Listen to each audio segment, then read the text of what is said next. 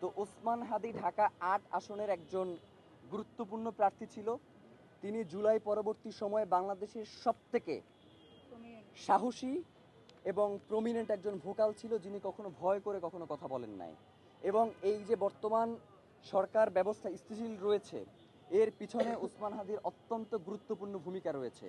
সুতরাং এত গুরুত্বপূর্ণ একজন ব্যক্তির ক্ষেত্রে যদি আন্তর্জাতিক কোনো সহায়তা নেওয়ার প্রয়োজন পড়ে গোয়েন্দা সংস্থার, অবশ্যই সেটা রাষ্ট্রকে নিতে হবে।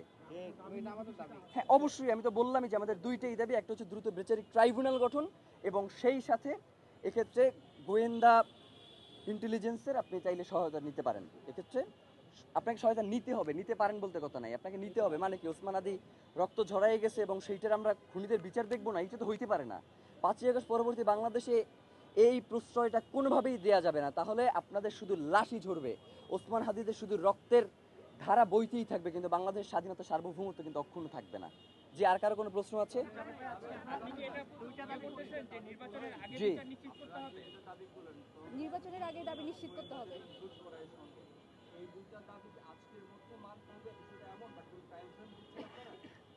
টাইম ফ্রেমের ব্যাপারে যেটা, সেটা আপনারা জানেন যে প্রধান উপদেষ্টা গতকালকে একটি নিরাপত্তা বিশ্লেষকদের নিয়ে একটা বৈঠক করেছেন এবং সেই বৈঠকে সে বলেছে এছাড়াও হাদি, মানে হচ্ছে হাদি এখন আর মেইন সাবজেক্ট নাই, মানে হাদিকে মেইন সাবজেক্ট দিয়ে বাদ দেওয়ার মতো চেষ্টা করা হয়েছে। হাদিকে যদি আপনারা মেইন সাবজেক্ট থেকে বাদ দেন, আপনারা কিন্তু মেইন সাবজেক্ট থাকবেন না। এটা হাদিকে মেইন সাবজেক্টে রেখেই আপনাদের সকল সিদ্ধান্ত গ্রহণ করতে হবে। আর ভাই যেটা বললেন, অবশ্যই আগামী 24 ঘন্টার মধ্যে তারা দ্রুত বিচারিক ট্রাইব্যুনাল গঠন এবং এটার ক্ষেত্রে তারা যেই আন্তর্জাতিক গোয়েন্দা সংস্থা যেমন FBI এবং হচ্ছে স্কটল্যান্ড ইয়ার্ডের মতো যারা পেশাদারী গোয়েন্দা সংস্থা রয়েছে, তাদের সহায়তা নিতে হবে এবং রাষ্ট্রকে আপনাদের সামনে এসে জানাতে হবে যে তারা এই সহায়তার ক্ষেত্রে কি কি পদক্ষেপ গ্রহণ করেছে। ওসমান হাদির রক্তের সাথে এক বিন্দু ছাড় নয়। আর কারণ কোনো প্রশ্ন? অবশ্যই, এবং এই জন্যই দ্রুত বিচারিক ট্রাইব্যুনাল, প্রয়োজনে 1 মাসের মধ্যে এই বিচার ব্যবস্থা নিশ্চিত করতে হবে, 1 মাসের মধ্যে। বুঝি নাই। আচ্ছা, এখন পর্যন্ত ঢাকা 8 আসনে হাদি ভাইয়ের হয়ে ইলেকশনে কেউ লড়বেন কিনা এই ব্যাপারে ইনকিলাব মঞ্চ কোনো ধরনের সিদ্ধান্ত গ্রহণ করে নাই এবং এখন পর্যন্ত আমরা ঢাকা 8 আসনে ইনকিলাব মঞ্চ সিদ্ধান্ত গ্রহণ করবে কিনা সে ব্যাপারে আমাদের মধ্যে কোনো মিটিং হয় নাই।